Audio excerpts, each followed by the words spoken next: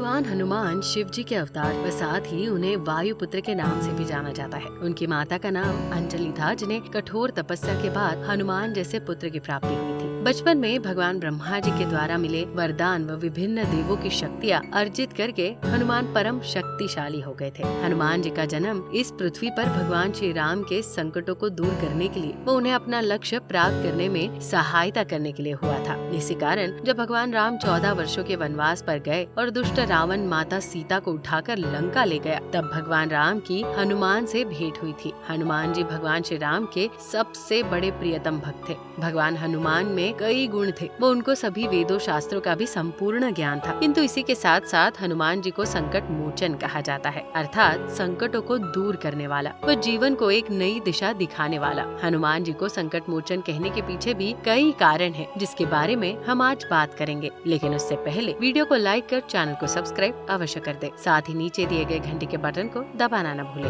हनुमान जी को संकट मोचन क्यों कहा जाता है, ये जानने से पहले हमारे ये जानना आवश्यक है कि आखिर संकट मोचन का अर्थ क्या होता है या फिर इससे हमारा क्या तात्पर्य है। दरअसल संकट मोचन का अर्थ केवल हमारे संकटों को हरने वाले से ही नहीं, बल्कि इसका अर्थ हमें एक नई दिशा दिखाना और उस पर आगे बढ़ने की प्रेरणा देने से है। ये तो हम सभी जानते हैं कि भक्त हनुमान भगवान शिव का एक आंशिक अवतार थे, जिनका जन्म भगवान विष्णु के 7वें अवतार भगवान श्री राम की सहायता करने के उद्देश्य से हुआ था। उस काल खंड में भक्त हनुमान ने अपनी बुद्धिमत्ता और चतुराई के बल पर श्री राम के बड़े से बड़े संकटों का भी पल भर में हल कर दिया था। जब वे भगवान श्री राम के संकटों का हल कर सकते हैं, तो हम क्या चीज है। इसलिए हमारे संकटों को हल कर हमारे जीवन को एक नई दिशा दिखाने वाले को ही संकट मोचन कहा जाता है। पहला, भगवान श्री राम के संकट मोचन। रामायण की कथा श्री राम और दुष्ट रावण के बीच हुए युद्ध को तो आप सभी जानते होंगे, तो उसमें भगवान हनुमान की भूमिका से भी आप भली भांति परिचित होंगे। आइए जानते हैं हनुमान जी ने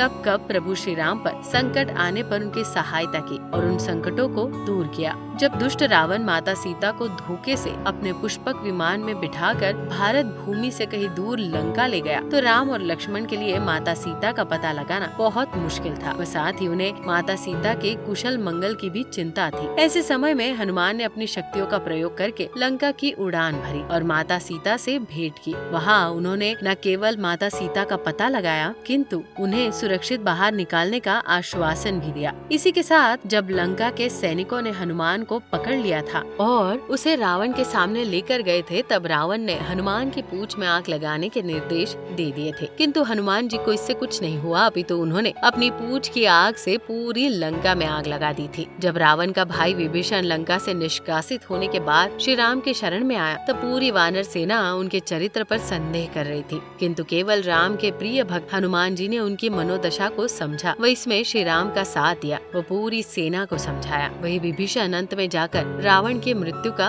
प्रमुख कारण भी बना था। जब भगवान राम अपनी सेना के साथ लंका पार करने वाले थे, तब उस पर पुल बनाने का उत्तरदायित्व भी हनुमान ने ही उठाया था। वे स्वयं सभी पत्थरों पर भगवान श्री राम का नाम लिख रहे थे ताकि वो पानी में न डूबे। जब राम के भाई लक्ष्मण इंद्रजीत के साथ हुए युद्ध में बुरी तरह घायल हो गए, तब उन्हें केवल हिमालय में स्थित संजीवनी बूटी से बचाया जा सकता था, जिसे सीमित समय में उन्हें दिया जाना था, अन्यथा उनकी मृत्यु हो जाती। ऐसे समय में हनुमान जी ने ये काम किया और हिमालय पर्वत से पूरी संजीवनी पर्वत को उठा लिया व लक्ष्मण के प्राणों की रक्षा की। अहिरावण से मुकाबला। अहिरावण रावण का मायावी भाई था, जो अपनी माया का प्रयोग करके राम और लक्ष्मण को मूर्छित करके पाताल लोक ले गया, जहाँ वो उन दोनों की अपने देवी के सामने बलि चढ़ाने वाला था। ऐसे समय में हनुमान जी स्वयं पाताल लोक गए और अहिरावण का न केवल वध किया, अपितु राम व लक्ष्मण को सकुशल वापस भी लेकर आए। ऐसी और भी बहुत सारी घटनाएं हैं जब हनुमान जी ने अपनी बुद्धि व शक्ति का परिचय दिया व भगवान श्री राम के संकटों का हल किया। जब जब भगवान राम पर कोई भी विपदा आई, तब तब हनुमान ने आगे आकर उसका आसानी से हल कर दिया, जिसके कारण उन्हें संकट मोचन कहा जाता है। हनुमान जी की बुद्धिमत्ता व शक्ति। भगवान श्री राम की भक्ति व सेवा करने के अलावा भक्त हनुमान स्वयं में बहुत बुद्धिमान व शक्तिशाली भी थे। बचपन में जब उन्होंने सूर्य देव को निगल लिया था, तब इंद्रदेव ने उन पर वज्र से प्रहार किया था, जिससे वे घायल हो गए थे। उस समय वायुदेव ने क्रोध में संपूर्ण पृथ्वी की वायु रोक दी थी, जिससे सभी जीव जंतु मरणासन हो गए थे। उस समय स्वयं ब्रह्मा जी ने पवन पुत्र हनुमान को न केवल ठीक किया, अपितु उन्हें वरदान भी दिया। ब्रह्मा जी के वरदान से उन्हें किसी भी अस्त्र शस्त्र व स्वयं ब्रह्मा ब्रह्मा जी के प्रमुख अस्त्र ब्रह्मास्त्र से कुछ नहीं हो सकता था। इसी के साथ विभिन्न देवों ने भी अपनी अपनी शक्ति के अनुरूप हनुमान जी को वरदान दिया। ब्रह्मा जी व सभी देवों के द्वारा मिले वरदान के कारण हनुमान जी परम शक्तिशाली हो गए थे। इसी के साथ साथ भगवान हनुमान ने समस्त वेदों व शास्त्रों का अध्ययन भी किया था। वो उससे संपूर्ण विद्या अर्जित की थी। इस कारण हनुमान में शक्ति के साथ साथ बुद्धि का भी समावेश हुआ। समय के अनुसार क्या निर्णय लेना चाहिए, उपलब्ध संसाधनों का कैसे उचित उपयोग करना चाहिए व अपनी शक्ति का कहाँ सही इस्तेमाल करना चाहिए इत्यादि समस्त चीजों के उचित प्रयोग के कारण भी हनुमान जी को संकट मोचन की संज्ञा दी गई है। भगवान हनुमान के संकट मोचन कहलाने का एक कारण माता सीता से मिला वरदान भी था। दरअसल भगवान हनुमान माता सीता को अपना गुरु मानते थे व माता सीता भी हनुमान की परम भक्ति व निष्ठा भाव से बहुत प्रसन्न थी। इसी कारण माता सीता ने हनुमान को हमेशा अजय अमर होने का वरदान दिया। वह हमेशा श्री राम के भक्तों के संकट दूर करने को कहा।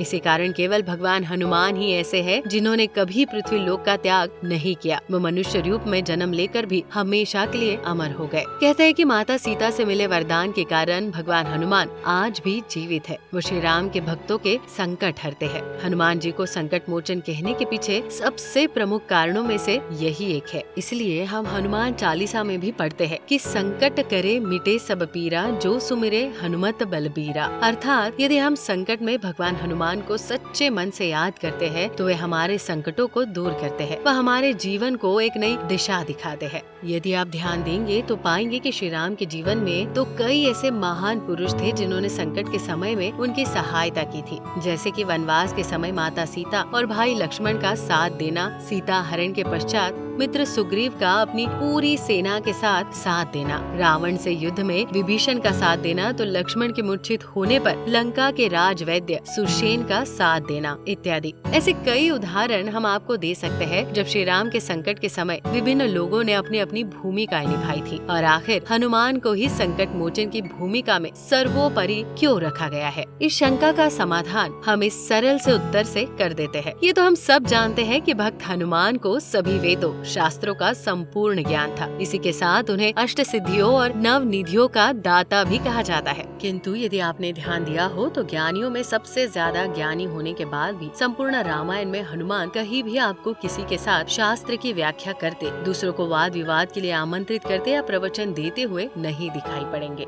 रामायण में हनुमान केवल वही बोले जहाँ उनकी आवश्यकता थी, न उससे कम बोले न ही उससे ज्यादा। अब हनुमान पहली बार समुद्र पार करके लंका पहुँचे थे, तब उनके रावण से पहली बार भेंट हुई थी। तब भी हनुमान ने रावण को सीमित शब्दों में सचेत कर दिया था, लेकिन उसके न समझने पर वे मौन हो गए थे और उसके बाद का परिणाम हम सभी जानते हैं। कहने का अर्थ ये हुआ कि ज्ञान का अर्थ ही मौन हो जाना होता है। साधारण मनुष्य इसलिए बोलता है ताकि बोलने से शायद कुछ प्राप्त हो जाए। बुद्धिमान व्यक्ति द्वारा वाद विवाद का उद्देश्य अपनी बुद्धिमत्ता का परिचय देना होता है, जबकि जिसने संपूर्ण ज्ञान प्राप्त कर लिया हो वो किसी से अनावश्यक बातचीत नहीं करता। वो केवल उतना बोलता है जितना स्थिति के अनुसार आवश्यक हो। इसलिए रामायण में आप हनुमान को बोलते हुए कम पाएंगे और अपने कर्मों को करते हुए ज्यादा। भले श्री राम के जीवन में समय समय पर कई दुविधाएं आई और उनका निराकरण करने में अलग अलग लोगों की भूमिकाएं रही हो, लेकिन जब श्री राम की विपत्ति का हल किसी के पास नहीं था तब हनुमान काम आए थे। जैसे कि जब श्री राम और लक्ष्मण मेघनाद के नागपाश में अपनी अंतिम सांसें गिन रहे थे, तब हनुमान बिना एक पल भी व्यर्थ किए सीधे भगवान गरुड़ को लेने चले गए थे, जिन्होंने श्री राम और लक्ष्मण को नागपाश से मुक्ति दिलाई थी। ऐसे आपको कई उदाहरण मिल जाएंगे जब हनुमान ने बातों में अपना समय व्यर्थ करने की बजाय कर्मों को प्राथमिकता दी। इसी के साथ माता सीता के आशीर्वाद से उन्हें कलयुग के अंत तक इस पृथ्वी पर रहने और श्री राम के भक्तों के संकटों को हल करने के लिए रहना है। इसलिए जब भी संकट मोचन का नाम आता है तब उसमें भक्त हनुमान का नाम सर्वोपरि होता है। तो दर्शकों, कैसे लगे आपको ये जानकारी हमें कमेंट कर जरूर बताएं। साथ ही यदि आपको ये वीडियो पसंद आई हो तो वीडियो को लाइक कर चैनल को सब्सक्राइब जरूर कर दे। वीडियो में अंत तक बने रहने के लिए आपका धन्यवाद।